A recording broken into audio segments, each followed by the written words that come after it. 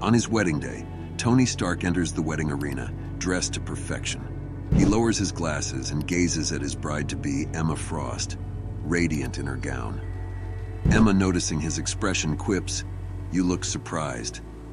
Tony, walking down the aisle towards her, responds, yeah, I wondered if one or both of us would get cold feet." Emma, while fixing her lipstick in a mirror, asks, "What if the man of the house doesn't show, or he does with an entourage?" Tony walks up to her and gently closes her mirror, smiling.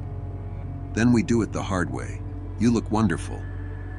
Emma, with her usual confidence, replies, "Yes, I know." Suddenly, Fei Long enters the room, beaming, dressed in a flamboyant outfit. "I know you said this was a private affair, but I just couldn't help myself." As Fei Long takes a seat, the marriage officiant asks, "Everybody ready?"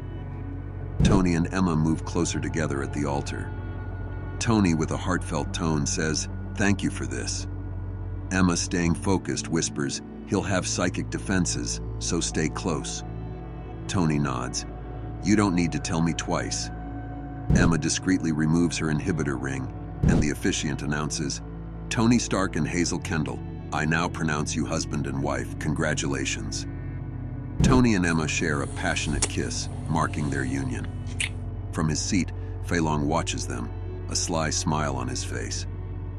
As Tony and Fei Long start to talk while walking, Fei Long brings up the idea of Tony reconsidering joining Orcus. He mentions that Tony could regain a prominent role in his old company after his honeymoon. Tony, not missing a beat, warns Fei Long, "And speaking of, if you crash our honeymoon, well, I might start to get mad at you again, and you have a little something under your nose." Fei Long checks, and sure enough, there's blood. He murmurs, "Oh?" as Emma offers him a tissue while leaving with Tony.